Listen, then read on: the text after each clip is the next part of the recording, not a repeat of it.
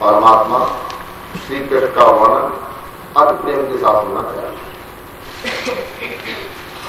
सब साधनों का फल प्रभु प्रेम है। आप तो ज्ञानी हैं महाराज, मैं आपको अपनी कथा सुनाता हूं, मैं कैसा था और कैसा हो। भगवान नारद ने व्यास जी को अपनी कथा सुनाई। भगवान नारद व्यास जी को कथा सुनाते हैं, कहते हैं व्यास जी को विश्वास दिलाने के लिए नारद जी अपना ही दृष्टांत देते हैं। अपने पूर्वजों की कथा सुनाते हैं, कथा श्रवण और सत्संग का फल बताते हुए कथा सुनने से, संतों की सेवा करने से जीवन सुधरता है। मैं दासी पुत्र था, परंतु मैंने 4 मास कन्हैया की कथा सुनी। मुझे सत्संग मिला तो मेरा जीवन दिव्य बना। कृष्ण कथा से मेरा जीवन सुधरा। मैं दासी पुत्र था, आचार विचार का कुछ भान न था, परंतु मैंने कथा सुनी, मेरा जीवन पलट गया। ये मेरे सद्गुरु की कृपा थी। बगैर सद्गुरु की कृपा के जीवन पलट नहीं सकता। आप चाहे कथा कितना भी सुन लें और कितना ही सत्संग कर लें, लेकिन सद्गुरु की विशेष कृपा अति आवश्यक है। व्यास जी नारद जी से कहते हैं अपने पूर्वजनों की कथा सुनाओ।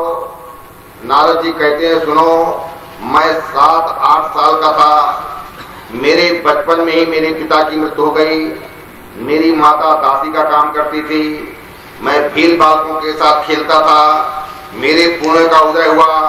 हम जिस गांव में रहते थे वहां घूमते फिरते साधु आए। गांव के लोगों ने उन्हें उस गांव में चतुर्मास ठहरने को कहा और कहा इस बालक को आपकी सेवा में सौंपते हैं।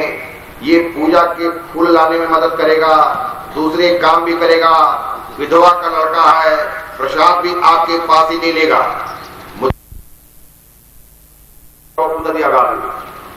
गोस्वामी जी ने बात समझाई, जब तक कोई प्रत्यक्ष सेवा नहीं करता तब तक तन और मन की वासना कभी जाएगी नहीं।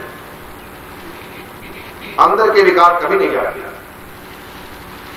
अंदर के विकार कभी नहीं जाते। मेरे गुरुदेव सच्चे संत थे, प्रभु भक्ति में रंगे थे। मुझे सच्चे संत की सेवा करने का लाभ मिला। पहले तो सच्चे संतों के दर्शन मिलते नहीं, दर्शन हो भी जाए तभी उनके प्रति सद्भाव नहीं जाता। गुरुदेव अमानी थे, इसलिए दूसरों को मान देते थे। उनके संग से मुझे भक्ति का रंग लगा। गुरु ने मेरा नाम हरिदास रखा। सुखदेव जी ने जन्मते ही व्यास जी से कहा आपसे मेरा कोई संबंध नहीं, आप मेरे पिता नहीं। मेरे पिता तो प्रभु परमात्मा है, मुझे जाने दो। परंतु ये मार्ग सरल नहीं। इस मार्ग को सामान्य मनुष्य अनुकरण कर सके ऐसा नहीं। आसान मार्ग तो ये है कि सबके साथ प्रेम करो अथवा एक प्रभु के साथ प्रेम करो। दो में से कोई रास्ता अपना सकते हो। एक प्रभु के साथ प्रेम करना अथवा सबके साथ प्रेम करना। आत्मा और परमात्मा एक है। गुरुदेव प्रेम की मूर्ति थे। गुरु जी के उठने से पहले मैं उठता। ये नियम है, ये नियम है। कथा में भी यही नियम लागू होता है। यानी बात के दौड़े चले आ रहे, ये ठीक नहीं। ये उल्लंघन, सत्संग के नियमों का उल्लंघन है। गुरु जी की सेवा के समय मैं फूल तुलसी ले आता। मेरे गुरु जी दिन में 2 बार कीर्तन करते थे। 2 बार कीर्तन। सवेरे ब्रह्मसूत्र की चर्चा करते थे, रात को रोज कृष्ण कथा कृष्ण कीर्तन करते। कन्हैया उनको बहुत प्यारा था। गुरुदेव के इष्ट देव बालकृष्ण। ये ऋषि बाल स्वरूप की आराधना करते थे। बालक जल्दी प्रसन्न होते हैं, बालकृष्ण जल्दी प्रेम करते हैं, जल्दी प्रसन्न होते हैं। कन्हैया का कोई भक्त उसे बुलाता है तो कन्हैया दौड़ कर जाता है। मैं कीर्तन में जाता, कथा सुनता, दोनों जगह जाना है, कीर्तन में जाना है और कथा भी सुनना है। मैं कीर्तन में जाता, कथा सुनता, मैं बहुत कम बोलता, मितभाषी होना। अभ्यास सत्संग से ही करेंगे, मितभाषी होने का अभ्यास सत्संग से ही करेंगे। बहुत बोलना संतों को अच्छा नहीं लगता। संतों के साथ बहुत ज्यादा बातचीत नहीं करना, तो आपस में बहुत ज्यादा नहीं करना चाहिए, आपस में बातचीत बहुत ज्यादा नहीं करनी चाहिए, लेकिन संतों के साथ बिल्कुल नहीं बोलना चाहिए। केवल आवश्यक बात ही करेंगे, अनावश्यक बात बिल्कुल नहीं करेंगे, नहीं तो संबंध विच्छेद हो सकता है। वाणी की शक्ति का खर्च मत करो, कम बोलो, संभव हो सके तो मौन रखो। अगर कितना संभव हो सके कि सप्ताह में एक बार कुछ देर के लिए अगर हम मौन रहें तो सबसे अच्छा है। कोई दिन निश्चित कर लीजिए, सप्ताह का कोई दिन निश्चित कर लीजिए और कुछ समय भी निश्चित कर लिए, घंटा 2 घंटा जितना भी अभ्यास हो सके मौन रहें। इशारे से भी बात नहीं करेंगे, करके बात नहीं करेंगे, ऐसा भी ठीक नहीं, उसमें मन विचलित होता है। मुंह से वाणी से आप भले ही नहीं बोल रहे हैं, लेकिन करते हैं या लेखन करते हैं तो मन विचलित होता है, चंचल होता है। ऐसा अभ्यास करना। सेवा करने वाले पर संत निश्चित कृपा करते हैं। जो सेवे हरदास को दास हरि का कहलाई, जो इनसे विश्राम पाए के आवागमन न साई। ये तीनों गुण नारद जी कहते हैं कि मुझ में थे। मैं तो कुल और भील बालकों से खेलता था। एक दिन मैं कथा में गया, मेरे गुरु कृष्ण कथा का वर्णन करते थे। मैंने कथा में बाल लीला सुनी। छोटे छोटे बालक कन्हैया को बहुत प्यारे लगते हैं। कथा सुनकर प्रभु के प्रति मेरा सद्भाव जागा। कथा सुनने के बाद ही गुरु के प्रति सद्भाव जाग सकता है। अगर कथा में रत है, अगर कथा में रत नहीं तो सद्भाव कभी नहीं जागेगा। चाहे कितनी भी कथा सुन ली जाए, लेकिन गुरु के प्रति सद्भाव कभी नहीं जागेगा। अगर रत है कथा से तो गुरु के प्रति सद्भाव निश्चित जागेगा। कृष्ण कथा ये प्रेम कथा है। कृष्ण कथा में गोपियों को, स्त्रियों को, बालकों को, सबको आनंद आता है। श्री कृष्ण की कथा ही ऐसी दिव्य है कि सबको आनंद देती है। श्री कृष्ण कथा में ऐसा आनंद आने लगा कि मेरा खेलना छूट गया। श्री कृष्ण कथा में गुरुदेव पागल बने हैं। मनुष्य संसार के पीछे पागल बनते हैं और उस दशा से मुक्ति नहीं हो सकते।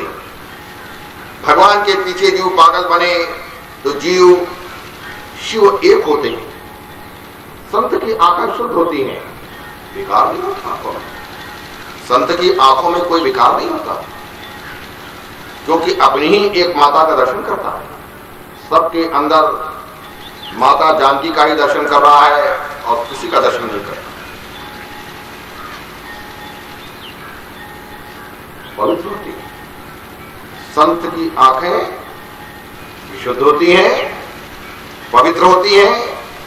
संत आंखों में पाप नहीं करते। संत की आंखों में श्री कृष्ण जाते हैं। संत 3 प्रकार से कृपा करते हैं। संत 3 प्रकार से कृपा करते हैं। संत जिसकी ओर बार बार दृष्टिपात करते हैं उसका जीवन सुधरता है। माला फेरते समय जिस शिष्य की याद आएगी उसका जीवन जरूर सुधरेगा। मेरे गुरु मुझे बार बार निहारते थे। गुरुजी कहते थे ये बच्चा बड़ा समझदार है, गुरुजी को आनंद होता है तो बहुत प्रसन्न था। ये जीव जातहीन है, ये जीव जातहीन है, पंच कर्महीन नहीं है। गुरुजी ने बात समझ ली। संत जिस पर प्रेम की नजर डालते हैं उसका कल्याण होता ही होता है। एक दिन प्रसाद लेने के बाद मैं उनकी जूठी पत्तल उठाता था। मैं दासी पुत्र था, कहे बिना मुझे खाने को कौन देता। गुरुजी ने मुझे इस प्रकार सेवा करते देखा। भगवान नारद भगवान वेदव्यास को अपनी कथा सुना रहे। संत का हृदय पिघला।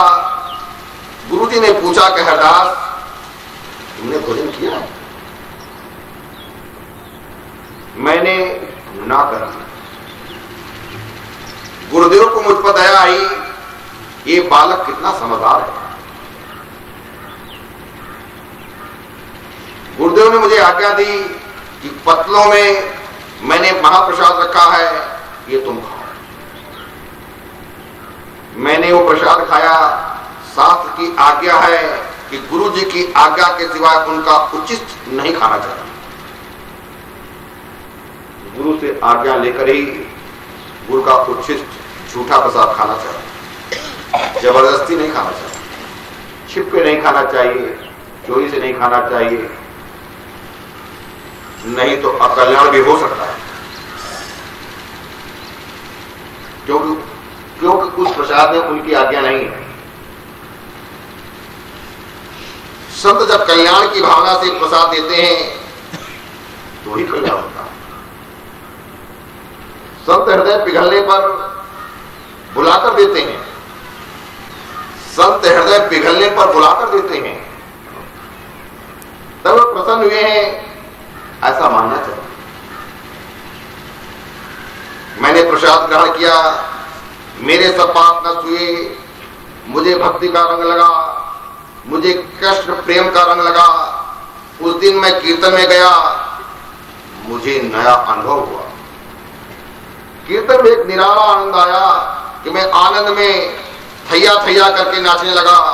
अति आनंद में देहाध्यास छूटा। कीर्तन भक्ति श्री कृष्ण जी को अतिशय प्रिय है। भक्ति का रंग मुझे उसी दिन लगा, मुझे राधा कृष्ण का अनुभव हुआ। योगी जी कहते हैं नारद जी व्यास जी को अपना आत्मचरित सुना रहे हैं। नारद जी व्यास जी को अपना आत्मचरित सुना रहे हैं। मैं कम बोलता था, मितभाषी होना चाहिए। इसलिए मुझ पर संतों की विशेष कृपा हुई। खास चीज नोट करने लायक है, संतों से ज्यादा कभी नहीं बोलना चाहिए। नहीं तो कृपा और विशेष कृपा कभी नहीं होती। सेवा में सावधान रहना चाहिए। संतों की सेवा में सावधान रहना चाहिए। संत सेवा में सद्भाव रखते हैं। संत सेवा में सद्भाव रखते हैं। परंतु गुरुदेव की मुझ पर खास कृपा हुई। मुझे वासुदेव गायत्री का मंत्र दिया। पहले स्कंद में 5वें अध्याय का 37वां श्लोक की वासुदेव गायत्री का मंत्र है। इस वासुदेव गायत्री का हमेशा जप करो। नमो भगवते तुभ्यं वासुदेवाय धीमहि प्रद्युम्ना अनिरुद्धाय नमः शंकराय च। 4 मास इसी प्रकार गुरुदेव की सेवा की। गुरुदेव का वो गांव छोड़कर चले जाने का दिन आया। गुरुदेव जी आप चले जाएंगे, ये सोचकर मुझे महान दुख हुआ। मैंने गुरुजी से कहा, गुरुजी आप मुझे साथ ले चलिए, मुझे मत छोड़ो। मैं आपकी शरण में आया हूं। मैं आपकी चौकी पर सोया करूंगा। मैं आपका नीच से नीच काम भी करूंगा। मुझे सेवा में साथ ले चलो, मेरी उपेक्षा न करो। गुरुदेव ने विधाता का लेख पढ़कर मुझे कहा, तू अपनी माता का ऋणानुबंधी पुत्र है। अपनी माता का ऋणानुबंधी पुत्र है। ऋण से ऋण होना ही पड़ेगा। ऋण से होना ही पड़ेगा, चाहे पिता का ऋण हो, चाहे माता का ऋण हो, चाहे गुरु का ऋण हो, चाहे आचार्य का ऋण हो, चाहे स्वामी का ऋण हो, चाहे देवों का ऋण हो, चाहे भूत का ऋण हो, ऋण से ऋण होना ही पड़ेगा, नहीं कभी कल्याण नहीं होगा। इस जन्म में से तुम्हें उसका ऋण चुकाना ही चाहिए। इसलिए माता का त्याग नहीं करना। तू यदि माता को छोड़कर आएगा तो तुझे दूसरा जन्म लेना पड़ेगा। तुम्हारी माता की आएं हमारे भजन में विक्षेप करेंगी, तुम घर में रहो। घर में रहकर भी प्रभु का भजन हो सकता है। नारद जी कहते हैं, आपने तो कथा में कहा था, नारद जी ने कहा अपने गुरुदेव से कि आपने कथा में कहा था कि प्रभु भजन में जो विघ्न करे उसका त्याग कर दो। प्रभु के भजन में जो साथ दे उसका ही संग करो। ईश्वर के मार्ग में ले जाए वही सच्चा स्नेही है। मेरी माता जो मेरे भजन में विक्षेप करने वाली हो, क्या मुझे अपनी माता का त्याग नहीं करना चाहिए? सांसारिक माँ बाप की यही इच्छा रहती है कि मेरा पुत्र विवाह करके वंश की वृद्धि करे। उनको तो ये अच्छा तो होती ही नहीं कि हमारा पुत्र परमात्मा में तन्मय हो जाए। माता पिता की कभी इच्छा नहीं होती कि हमारा पुत्र परमात्मा में तन्मय हो जाए।